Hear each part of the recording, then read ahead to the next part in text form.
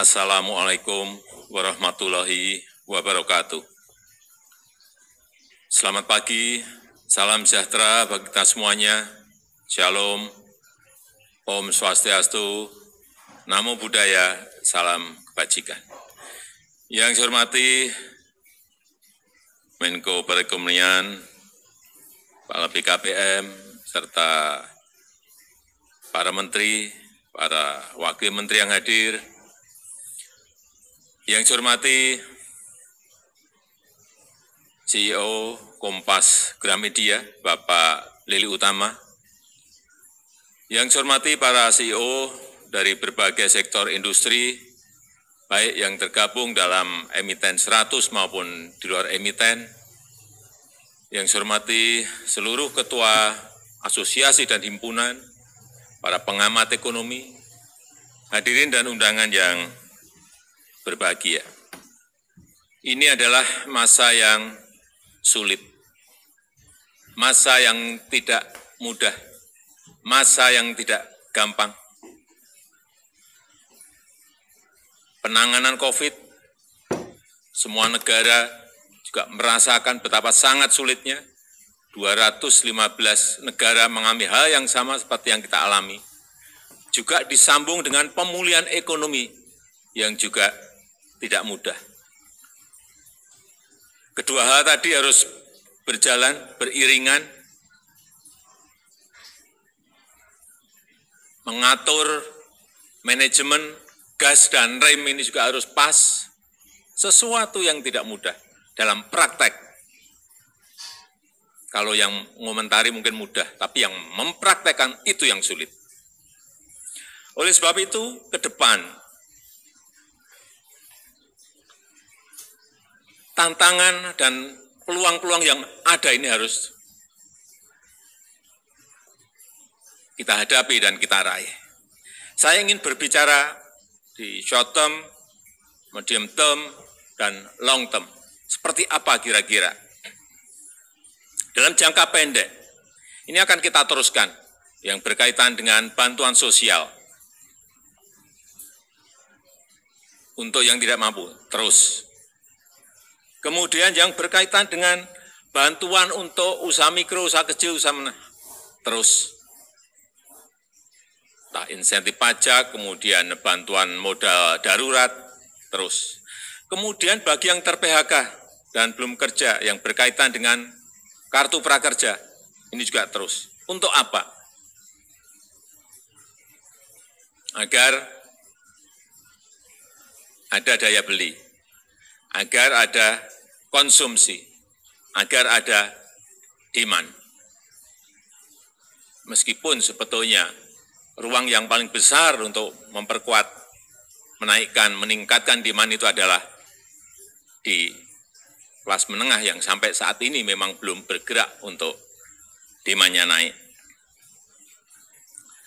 Kemudian yang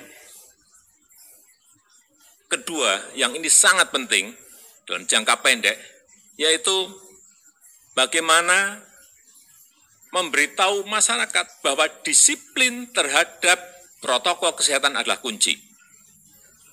Ini semua harus berbicara. Bapak Ibu harus berbicara kepada karyawan-karyawannya, gubernur harus berbicara kepada rakyatnya, bupati wali kota harus berbicara pada rakyatnya, camat harus berbicara pada rakyatnya, lurah harus berbicara pada rakyatnya, RT, RW semuanya harus berbicara pada rakyat kita betapa pentingnya yang namanya disiplin terhadap protokol kesehatan. Pakai masker, jaga jarak, selalu cuci tangan, ini terus harus diingatkan. Dan ini menjadi kunci pertama. Kemudian di pemerintah sendiri, pemerintah pusat, pemerintah provinsi, pemerintah kabupaten, pemerintah kota terus melaksanakan yang namanya testing, tracing, dan treatment. Ini harus terus diperbaiki. Kemudian yang berkaitan dengan vaksinasi. Kunci yang kedua, vaksinasi. Bagaimana bisa dipercepat, bagaimana bisa dilakukan sebanyak-banyaknya dalam tempo yang secepat-cepatnya. Karena kita punya kekuatan. 30.000, kurang lebih 30.000 vaksinator. Ada kurang lebih 10.000 puskesmas. Ada kurang lebih 3.000 rumah sakit yang bisa kita gerakkan. Katakanlah ini hitung-hitungan. Ada 30.000 vaksinator. Satu hari bisa mengerjakan 30 orang yang divaksin. Sehari artinya sudah hampir 1 juta. Ini angka yang besar sekali. Ini kekuatan kita ada di sini. Negara lain nggak punya, puskesmas nggak punya. Kita memiliki. Yang setiap tahun juga melakukan vaksinasi, imunisasi terhadap anak-anak kita. Oleh sebab itu ini terus kita dorong. Juga kesiapan vaksinnya jangan sampai terlambat. Ini kenapa pernah saya bilang sebetulnya tidak ada setahun harusnya vaksinasi kita ini sudah bisa kita selesaikan. Karena angka-angkanya yang saya hitung kita bisa. Kemudian ada yang bertanya bagaimana mempercepat lagi. Banyak dari perusahaan, para pengusaha menyampaikan, Pak, bisa enggak kita vaksin mandiri? Ini yang baru kita akan putuskan. Karena apa? Kita memang perlu mempercepat, perlu sebanyak-banyaknya. Apalagi biayanya ditanggung oleh perusahaan sendiri. Kenapa tidak?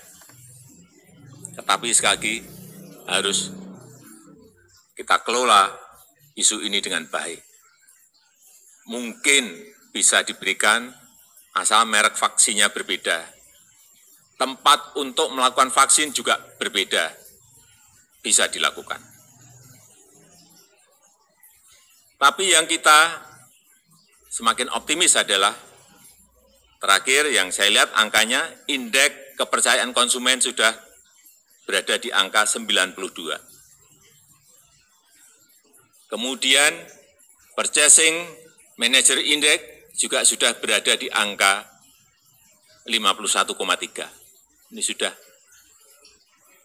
hampir mencapai normal sebelum pandemi. Kemudian di saat-saat ini juga ada kenaikan harga-harga komoditas. Ini juga akan membantu kita dalam pemulihan ekonomi, baik itu yang namanya batu bara, baik yang namanya CPO, baik yang namanya karet, naik semuanya. Sehingga dalam medium term, dalam jangka menengah,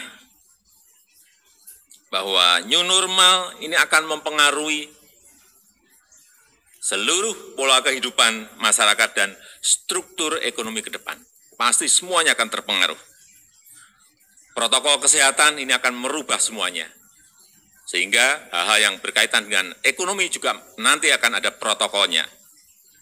Entah itu makan di restoran, pasti nanti ada protokol barunya.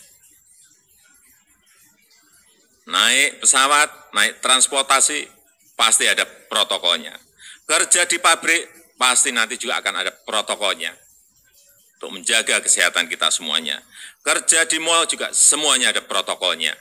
Inilah saya kira perubahan-perubahan yang akan terjadi setelah adanya COVID bisa kita selesaikan. Kemudian kalau ada yang bertanya, industri apa sih yang akan bertahan dalam COVID ini? Kalau kita lihat, saya melihat, dan ini perlu terus kita kembangkan, satu, pangan. Yang kedua, farmasi dan rumah sakit. Tiga, teknologi, ya, jasa keuangan dan pendidikan. Pangan saya hanya ingin menggarisbawahi tentang komoditas barang-barang kita yang masih impor.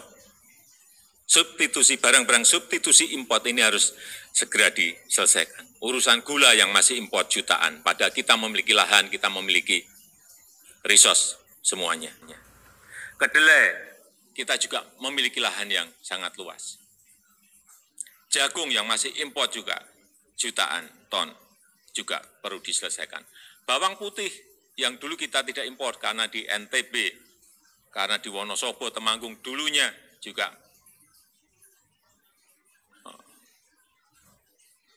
nanam bawang putih, sekarang tidak karena kalah bersaing. Ini juga yang harus dibenahi. Di sisi itu saya mengajak agar para CEO bisa merancang sebuah kolaborasi kerjasama antara yang besar dengan para petani.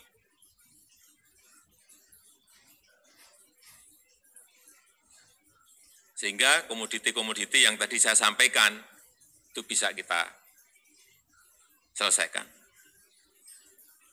Farmasi kita melihat juga mungkin hampir 80-85% kita ini masih impor. Kenapa enggak dilakukan di Indonesia? Teknologi, saya kira ke depan kita memiliki kesempatan besar dalam membangun industri hulu sampai hilir untuk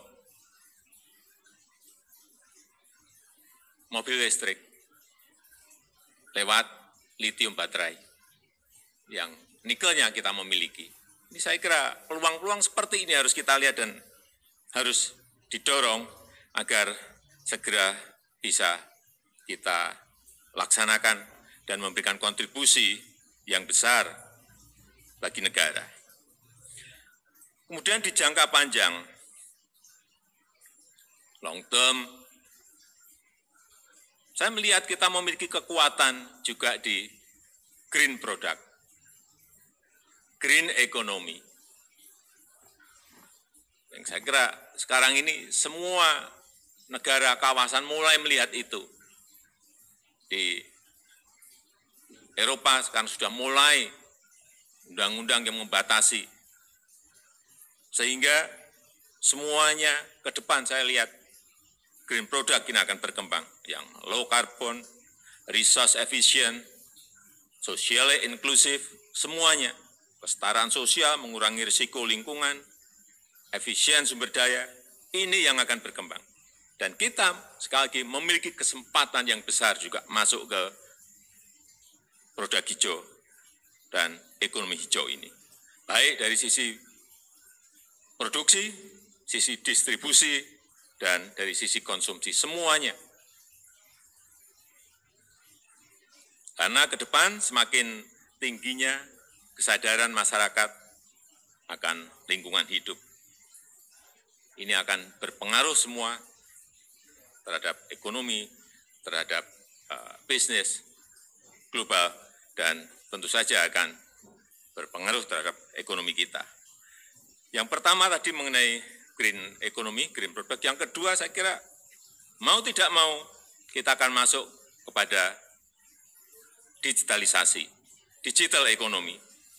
Semua industri pasti harus masuk ke sini.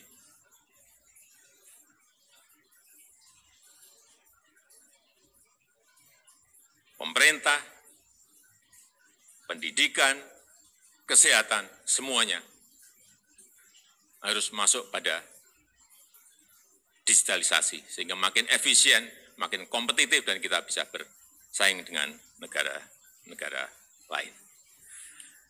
Tahun 2021 adalah momentum kita semuanya untuk bangkit, dan jika kita mampu melewati masa krisis ini dengan baik, kita akan lebih siap menjawab tantangan ke depan. Bertransformasi negara kita menjadi sebuah kekuatan ekonomi baru, semakin tangguh, dan menjadi negara maju.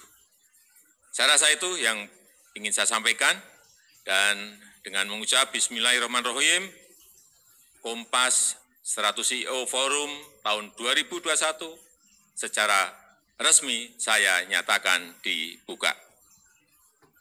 Terima kasih. Assalamualaikum warahmatullahi wabarakatuh.